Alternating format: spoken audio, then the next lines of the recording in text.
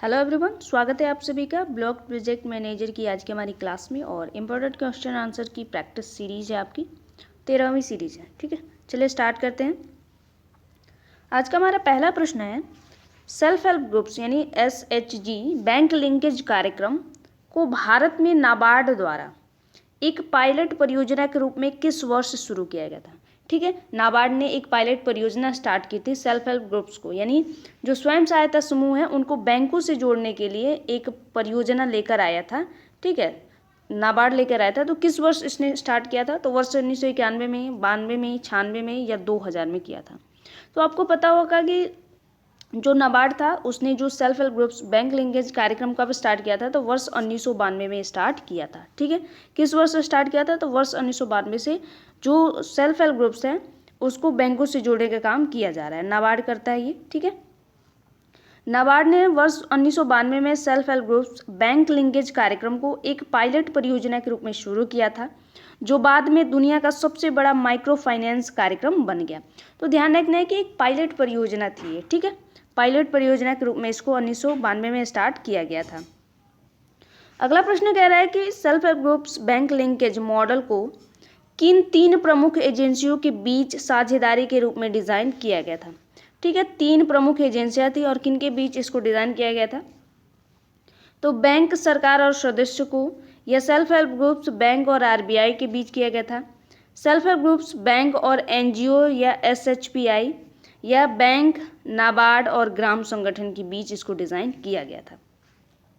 तो ये जो आपका जो बैंक लिंकेज कार्यक्रम था, तो ऑब्वियस एक बात है कि ये जो आपका किया गया था एक बैंक से किया गया था और ये नाबार्ड और ग्राम संगठन से इसको किया गया था। ठीक है, एक मिनट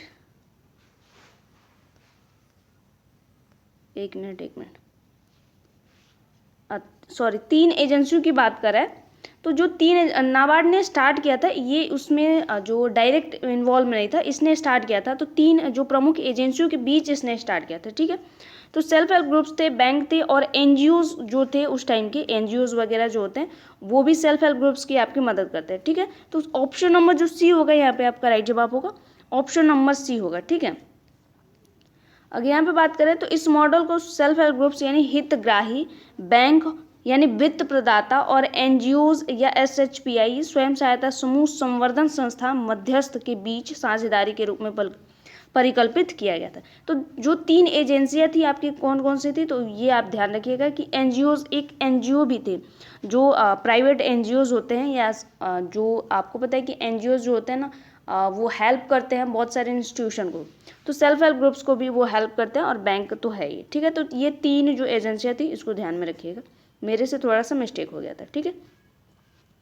अगला प्रश्न कह रहा है कि ग्रामीण गरीब को औपचारिक वित्तीय प्रणाली से जोड़ने के लिए self help groups bank linkage का प्राथमिक महत्व क्या है। ठीक है, जो ग्रामीण गरीब हैं उनको औपचारिक रूप से जो बैंकों से जोड़ने का काम किया गया था, इसका प्राइमरी पर्पस क्या है या इंपॉर्टेंट क्या है ये पूछ रहा है। ठीक है, प्राथमिक महत्व पूछ रहा है।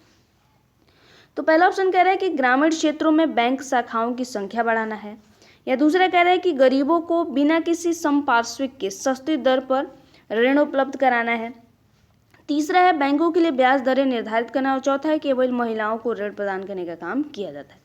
तो जो ग्रामीण गरीब है उनको डायरेक्ट जो है बैंकों से ऋण देने का काम जो करता है सेल्फ हेल्प ग्रुप्स को बैंकों से इसलिए जोड़ा गया ताकि जो ऋण हो, एक तो आपको पता है कि आप बैंक में लोन वगैरह पास कराने के लिए जाते हैं तो आपको कुछ डॉक्यूमेंट्स यानी कुछ गिरवी रखना, एक टाइप का बोले कि कुछ गिरवी आपको रखना पड़ता है, जैसे कागज़ खेत वगैरह के या घर वगैरह के आपके पास पेपर्स होने चाहिए, तभी आपको क्या होता है लोन मिलता है बैंक से।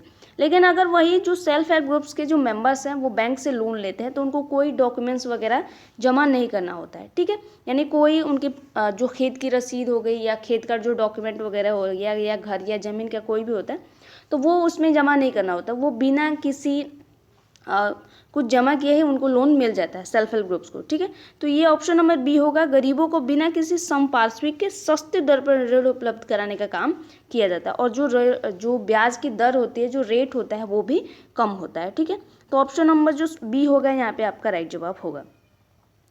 सेल्फ हेल्प ग्रुप्स BLP की मुख्य ताकत समूह की सामूहिक देयता और सहकर्मी दबाव के बाद गरीब परिवारों को संपार्श्विक मुक्त ऋण प्रदान करना होता है। ठीक है, तो इसमें कोई डॉक्यूमेंट्स वगैरह जमा नहीं करना होता अगर उनको लोन चाहिए तो। ठीक है, अगला प्रश्न कह रहा है कि एक सेल्फ हेल्प ग्रुप्स को बैंक से ऋण लेने के लिए पात्र होने हेतु पंचसूत्र में किस सिद्धांत का पालन करने अनिवार्य है। ठीक है, तो कोई भी सेल्फ हेल्प ग्रुप से जब वो बैंक से लोन लेने जाता है तो बैंक क्या करता है, उनके पंचसूत्र को देखता है कि क्या वो ये जो 5 नियम है सेल्फ हेल्प ग्रुप्स के, ये फॉलो करते हैं कि नहीं करते। अगर फॉलो करते हैं, अच्छे से उनका क्रेडिट बना रहता है ये 5 सूत्र का, तो उनको ईजिली लोन मिल जाता है। ठीक है, तो इसमें सबसे महत्वपूर्ण पूछ रहा है कि कौन सा है सिद्धांत जो है, तो केवल नियमित बचत और नियमित बैठक होगी। नियमित बचत, नियमित बैठक, नियमित अंतर उधार, समय पर पुनर्भुगतान और अद्यतन बही खाता, या केवल सरकार द्वारा प्रदान किए गए अनुदान का उपयोग, और चौथा कह रहे केवल आय सृजन गतिविधियों के लिए ऋण लेना। तो आपको पता है जो पंचसूत्र में किस सिद्धांत का पालन करना आवश्यक है, तो पंचसूत्र में 5 सिद्धांतों का पालन करना आपके लिए अनिवार्य है, कंपल्सरी है। अगर मान लीजिए कोई सेल्फ हेल्प ग्रुप से 5 सिद्धांत में से 4 का फॉलो करता है, 4 को फॉलो करता है, 1 को फॉलो नहीं करता है, तब भी उसे बैंक से लोन नहीं मिलेगा। पंचसूत्र का मतलब है कि जो भी 5 सिद्धांत उसको दिए गए हैं उसको सभी को उनका बराबर तौर पे पालन करना अनिवार्य है। यानी नियमित बचत करना भी होगा, नियमित बैठकों होगी, नियमित अंतर उधार यानी जो ऋण वगैरह देने की जो बातें हैं वो होंगी, समय पर पुनर्भुगतान यानी जिसको ऋण दिया गया है वो टाइम पे पेड कर रहा है या नहीं कर रहा, और जो बही खाता होता है जो उनकी बुक कीपिंग होती है वो कर रहे हैं या नहीं कर रहे। तो ये 5 सिद्धांत का अगर कोई जो सेल्फ हेल्प ग्रुप से पालन करेगा तभी उसको लोन मिलेगा। ऐसा नहीं है कि 1 किया, 2 किया या 3 किया और 1-2 छोड़ दिया, तो ऐसा नहीं है। ठीक है, पंचसूत्र में से 5 अनुशासन शामिल हैं जो समूह की वित्तीय स्थिरता और अनुशासन को दर्शाते हैं और बैंक लिंकेज के लिए आवश्यक हैं। ठीक है, अगला प्रश्न कह रहा है कि एक सेल्फ हेल्प ग्रुप्स को बैंक से ऋण प्राप्त करने के लिए आवेदन के साथ किन 3 बुनियादी दस्तावेजों में से एक को निष्पादित करना आवश्यक होता है। ठीक है, सेल्फ हेल्प ग्रुप्स में जो आपको पता है कि कुछ मेन जो चीज़ें होती हैं, 2-3 मेन चीज़ें होती हैं, जिसमें 3 बुनियादी दस्तावेज की बात रहे, तो उसमें कह रहा है कि कौन एक जो है निष्पादित करना आवश्यक है। तो संपत्ति के स्वामित्व का प्रमाण या सदस्यों के बीच आपसी समझौता, या क्षेत्रीय ग्रामीण बैंक से अनापत्ति प्रमाण पत्र, या सभी सदस्यों का पैन कार्ड। तो इसमें जो सबसे आवश्यक होता है 3 दस्तावेज जो बुनियादी दस्तावेज होते हैं, उनमें सबसे जो आवश्यक होता है क्या होता है, सदस्यों के बीच आपसी समझौता यानी इंटर से एग्रीमेंट।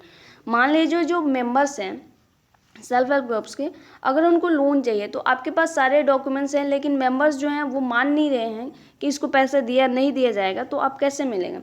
तो ये जब आपसी उनका जो समझौता होता है कि हाँ एक व्यक्ति ने लोन ले रहा है, तो जो लोन ले रहा है, जो पैसा उठा रहा है स्वयं सहायता समूह से, तो उनका आपस में एग्रीमेंट होता है, जैसे आपसी जो समझौता होता है कि हाँ तुम्हें ज़रूरत है तो पैसे ले लेना।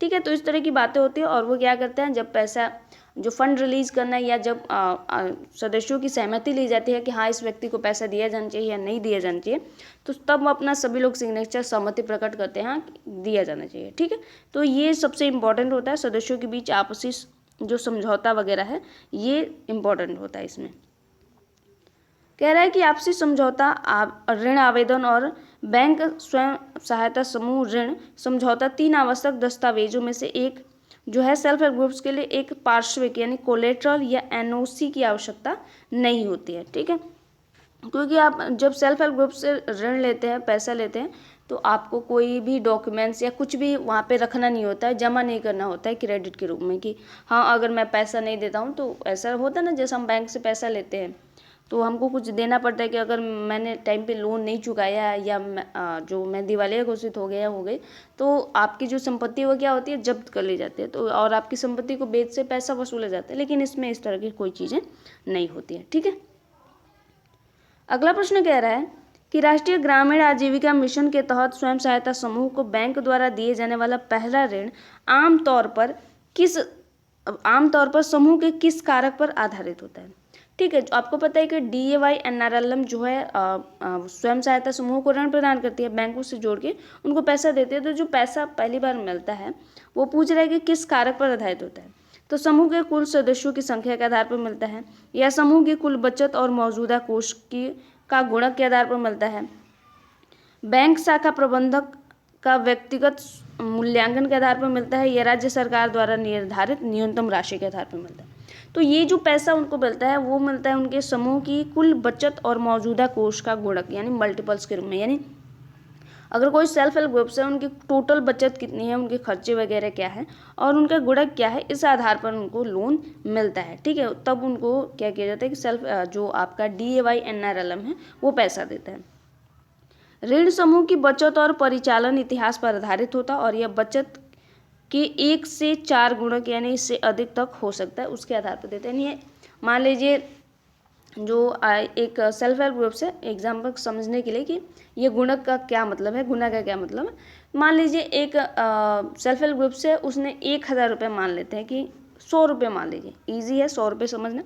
100 रुपये का 4 अगर आप 4 गुना करिएगा तो 25-25 का चार्ज आता है। ठीक है, 25-25 करिएगा तो 4 बार में 25-25 करने पर 100 होता है। तो 1 गुना क्या हुआ 25 हो गया, 2 गुना क्या हो गया 50 हो गया, 3 गुना क्या हो गया 75 हो गया और 4 गुना क्या हो गया 100 हो गया। तो मान लीजिए उस मेंबर को अगर पैसे की ज़रूरत है तो वो कितना गुना उसका चाहिए, जितना उसने जमा किया हुआ है उसका गुना मिलता है उसको। ठीक है, 1 गुना किया यानी मान लीजिए उसने 100 रुपये है उसके पास और कह रहा है कि उसको 1 गुना इसका जितना इसके पास सेविंग्स है उसका 1 गुना मिलना चाहिए, तो इसमें 25 रुपये उसको दिए जाएंगे। ठीक है, तो इसकी टोटल फंडिंग 125 हो जाती है। तो ये इस तरह से गुना किया जाता है इसमें। ठीक है, अगला प्रश्न कह रहा है स्वयं सहायता समूह बैंक लिंकेज कार्यक्रम का एक प्रमुख सामाजिक परिणाम क्या रहा है। ठीक है, तो पहला कह रहा है कि ग्रामीण क्षेत्रों में सरकारी स्कूलों में नामांकन में कमी, महिला सदस्यों का वित्तीय और सामाजिक रूप से सशक्तिकरण, शहरों से ग्रामीण क्षेत्रों में बड़े पैमाने पर प्रवासन और सहकारी बैंकों की संख्या में कमी। तो जो सेल्फ हेल्प ग्रुप्स कार्यक्रम है उसका जो सामाजिक परिणाम है, सोशल जो उसका रिजल्ट है वो क्या रहा है, तो महिला सदस्यों का वित्तीय और सामाजिक रूप से सशक्तिकरण हुआ है। महिलाओं का जो है वित्तीय और सामाजिक रूप से सशक्तिकरण हुआ है, यानी ऑप्शन नंबर जो बी होगा यहाँ पे इसका राइट जवाब होगा। कह रहे हैं कि यह कार्यक्रम महिलाओं के लिए आय बढ़ाने और निर्णय लेने में उनकी भागीदारी बढ़ाने का एक महत्वपूर्ण साधन रहा है। तो वुमेन एम्पावरमेंट में ये सबसे महत्वपूर्ण रोल प्ले करता है। अगला प्रश्न कह रहा है कि बैंक द्वारा स्वयं सहायता समूह को प्रदान की गई क्रेडिट सुविधा का सबसे सामान्य रूप क्या है, जो स्वयं सहायता समूह को जो समूह को अपनी आवश्यकता अनुसार फंड निकालने की अनुमति देता है। तो पहला है कि व्यक्तिगत सावधिक ऋण है, केवल ओवरड्राफ्टिंग सुविधा है, नगद ऋण सीमा है या सरकारी सब्सिडी होती है। तो एक जो सेल्फ हेल्प ग्रुप से होता है वो क्रेडिट सुविधा का सबसे सामान्य रूप क्या है, तो ये होता है, ये तो नहीं होंगे, और individual term loan, cash credit limit, सी लग रहा है मेरे को, एक मिनट देख लूँ मैं। ठीक है, सी ही है,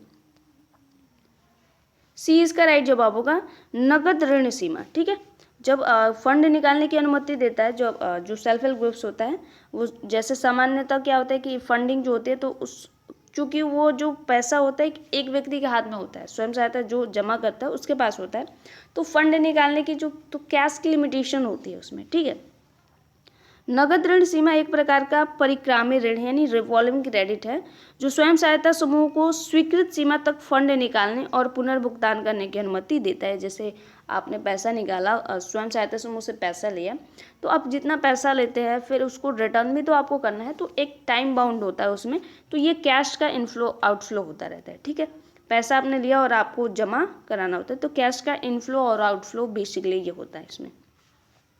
अगला कह रहा है कि self help groups bank linkage कार्यक्रम में बैंक द्वारा जोखिम और लेन देन लागत को कम करने का मुख्य तंत्र क्या है, तो ऋण के लिए उच्च ब्याज दरें लगाना, या प्रत्येक सदस्य का क्रेडिट स्कोर जांच करना, या समूह की सामूहिक देयता और सहकर्मी निगरानी का उपयोग करना, और चौथा कह रहे हैं कि केवल सरकारी गारंटी वाले ऋणों को वित्त पोषित करने का काम इसमें किया जाता है।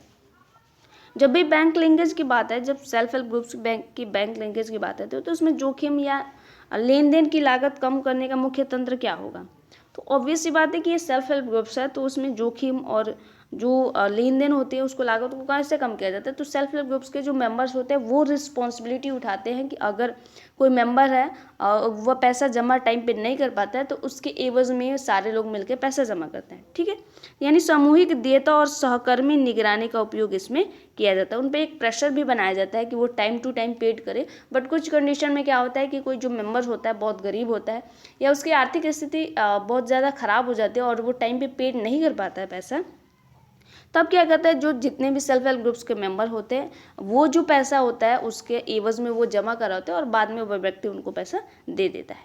ठीक है, तो ये इसके माध्यम से किया जाता है, यानी समूह की सामूहिक देयता और सहकर्मी का दबाव जो होता है, निगरानी, इसका उपयोग करके किया जाता है। कह रहा है कि सामूहिक देयता और सहकर्मी निगरानी चूक यानी डिफॉल्ट के जोखिम को कम करती है, क्योंकि सदस्य क्योंकि समूह के सदस्य एक दूसरे के ऋण पर दबाव बनाते हैं।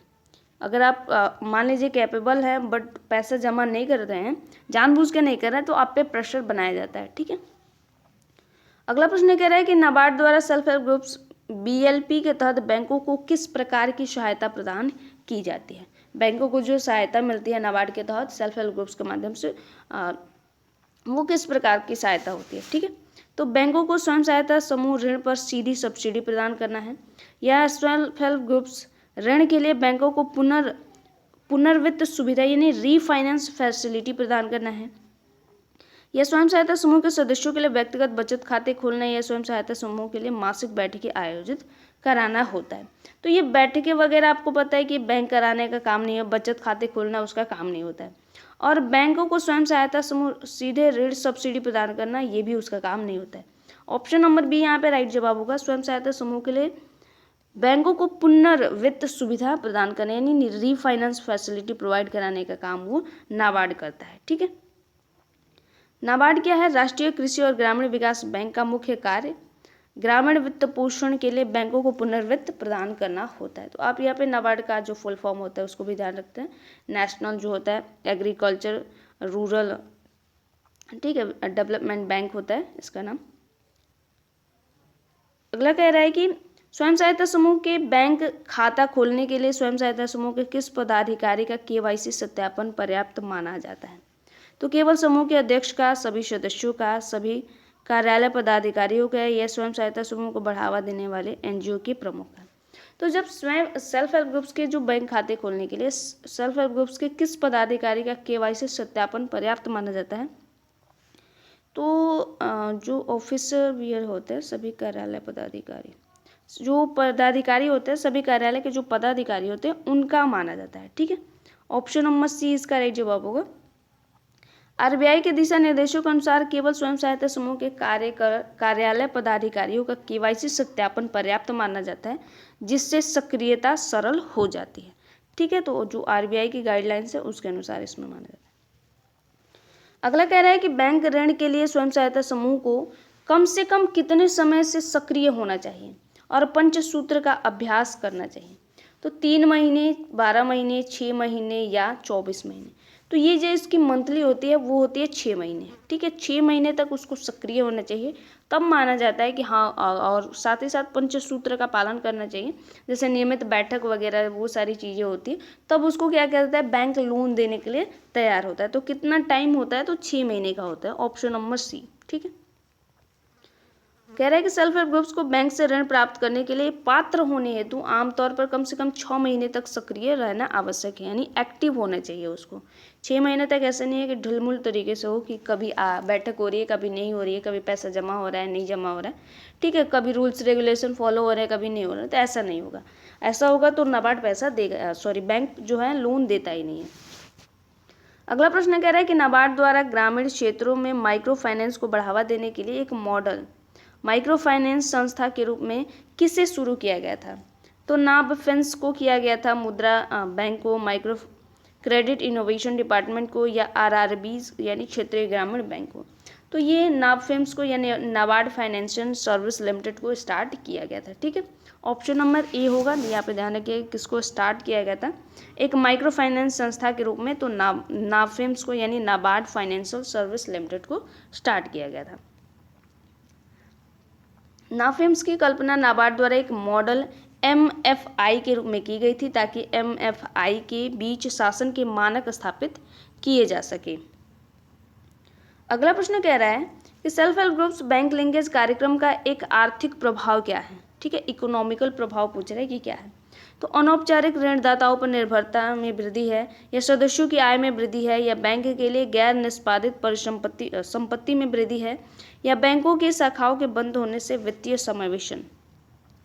तो जब बैंक लिंकेज कार्यक्रम किया जाता है तो उसकी जो आर्थिक प्रभाव क्या पड़ता है, तो सदस्यों की आय और बचत में क्या होती है, वृद्धि होती है। ठीक है, सदस्यों की आय और बचत में क्या होती है, वृद्धि होती है। यानी ऑप्शन नंबर जो बी होगा इसका राइट जवाब होगा।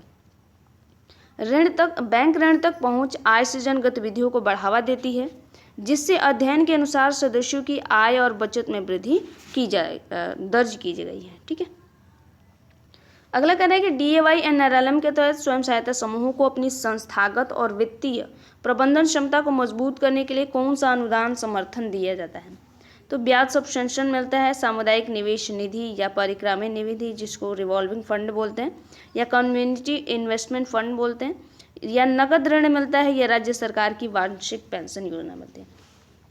तो आपको पता है कि जो वित्तीय प्रबंधन क्षमता की कैपेसिटी जो होती है, उसकी जो वित्तीय प्रबंधन के मैनेजमेंट करने के लिए जो नाबार्ड के द्वारा सेल्फ हेल्प ग्रुप्स को पैसा दिया जाता है उसको क्या बोलता है, या तो सामुदायिक निवेश निधि बोला जाएगा, यानी CIF फंड बोला जाएगा, या RF यानी रिवॉल्विंग फंड के रूप में दिया जाता है। तो ऑप्शन नंबर जो बी होगा इसका राइट जवाब होगा।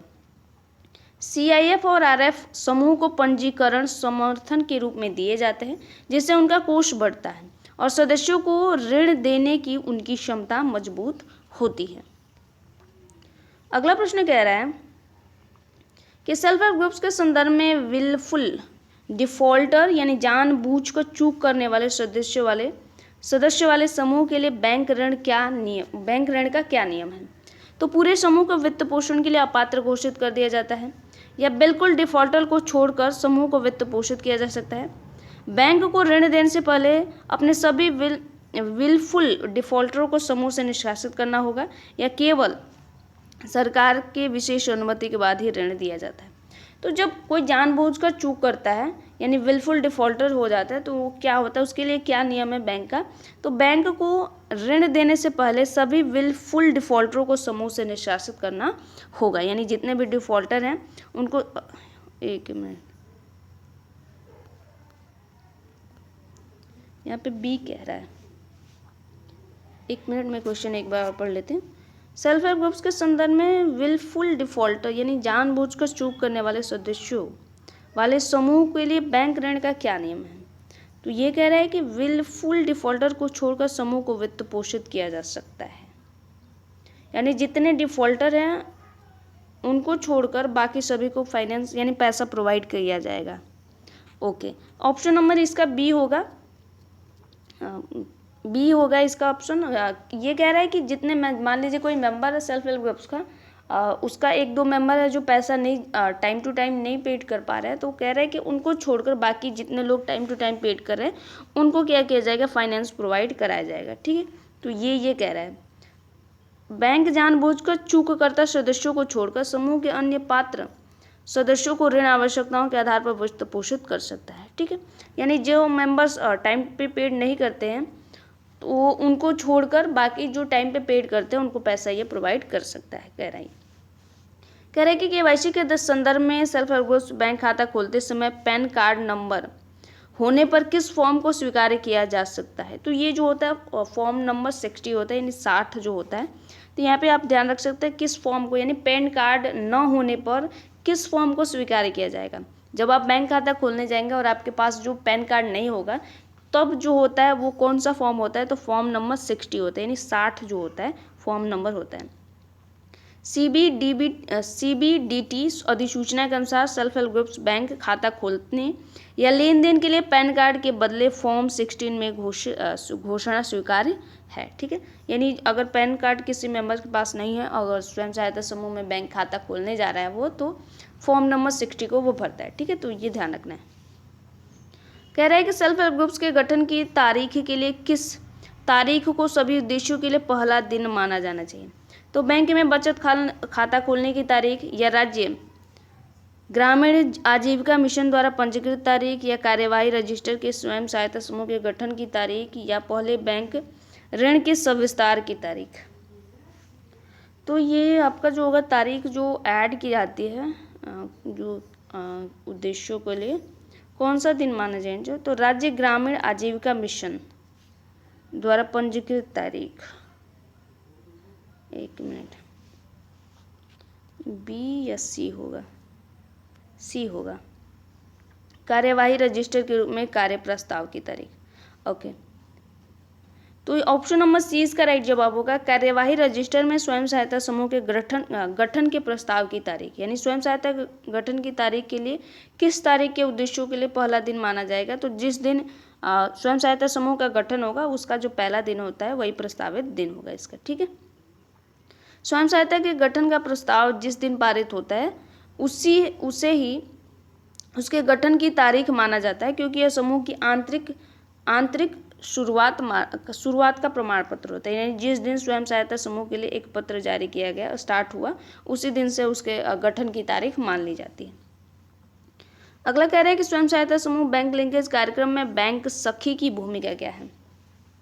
तो ये बैंक के लिए ऋण वसूली एजेंट के रूप में कार्य करते हैं, या स्वयं सहायता समूहों को बैंक लेन देन और आवेदन प्रक्रियाओं में सहायता करते हैं, या स्वयं सहायता समूह के सदस्यों को सीधे व्यक्तिगत ऋण प्रदान करते हैं, या स्वयं सहायता समूह के सदस्यों के लिए मासिक बैठकें का आयोजन करते हैं। तो आपको पता है कि ये जो सेल्फ हेल्प ग्रुप्स के मेंबर्स होते हैं उनको जो है बैंक से रिलेटेड चीज़ें या कैसे बैंक में लेन देन करना है या आवेदन करने की प्रक्रिया वगैरह सिखाने का काम करते हैं। ठीक है, तो ऑप्शन नंबर जो बी होगा इसका राइट जवाब होगा। बैंक सखी स्वयं सहायता समूह के एक प्रशिक्षित सदस्य होते हैं जो बैंक और स्वयं सहायता समूह के बीच एक प्रभावी मध्यस्थ के रूप में काम करती हैं। और अंतिम प्रश्न हमारा कह रहा है कि स्वयं सहायता समूह बैंक लिंकेज कार्यक्रम के तहत बैंकों द्वारा ऋण देते समय किस बात को सुनिश्चित करने की सलाह दी जाती है। तो जटिल और विस्तृत दस्तावेजीकरण का उपयोग करना, समूह की गतिशीलता को विनियमित करना और औपचारिक संरचनाओं पर जोर देना, ऋण आवेदन प्रक्रियाओं को सरल और परेशानी मुक्त बनाना और केवल आय सृजन गतिविधियों के लिए ही ऋण देना। तो जब बैंक लिंकेज कार्यक्रम के तहत जब बैंकों से ऋण देते समय जो कुछ जो सुविधाएं या सुनिश्चित करने की जो सलाह दी जाती है कुछ बातों का, तो वो होता है समूह की गतिशीलता को विनियमित यानी रेगुलेट करना और औपचारिक संरचनाओं पर जोर देने की बात की जाती है। ठीक है, तो ऑप्शन और एक मिनट, बस बहुत गलत हो रहा है। ओके, तो इसका कह रहा है कि आवेदन प्रक्रिया को सरल और परेशानी मुक्त बनाने, ऋण देते समय किस बात को सुनिश्चित करने की सलाह दी जाती है। ओके, ऑप्शन नंबर सी होगा। मैं क्वेश्चन पे थोड़ा ध्यान नहीं दिया है इसी वजह से ये गलत हो रहा है। ऑप्शन नंबर सी इसका राइट जवाब होगा। जब आप बैंक वगैरह में लोन वगैरह लेने जाते हैं तो जो प्रोसेस वगैरह होता है उसमें ज़्यादा जो प्रॉब्लम होती है तो इसी पे ज़्यादा फोकस करने की बात कर रहे हैं। बैंकों को सलाह दी जाती है कि वे परिचालन संबंधित बाधाओं को दूर करें और प्रक्रियाओं को सरल बनाएं ताकि गरीब परिवारों के लिए औपचारिक ऋण प्राप्त करना आसान हो। क्योंकि आपको पता है कि जब लोन वगैरह लेने के लिए जाते हैं तो कितना प्रोसेस होता है, उसमें बहुत सारे प्रोसेस होते हैं। तो वो एक कॉमन आदमी या कहे कि एक जो गरीब व्यक्ति है या समाज का जो हाशिए पर जो वर्ग है जिसको उसके बारे में कुछ भी नहीं पता उस प्रोसेस में जाएगा तो वो फंस जाता है। ठीक है, तो उसको समझ में नहीं आता है कि कैसे चीज़ों को किया जाए, तो बहुत लंबा प्रोसेस वगैरह होते हैं। इसलिए ये कह रहा है कि इस जो प्रक्रिया है उसको सरल करना यानी आवेदन की प्रक्रिया को सरल और परेशानी मुक्त बनाने का काम इसमें करना है। ठीक है, तो ये आज के आपके 20 प्रश्न थे। अब आपको बताना है कि 20 में से आपने कितने प्रश्नों को सही किया है, कमेंट में ज़रूर बताइएगा। और आज की क्लास आपको कैसी लगी कमेंट में ज़रूर बताइएगा। मिलते हैं अगली क्लास में, तब तक के लिए धन्यवाद।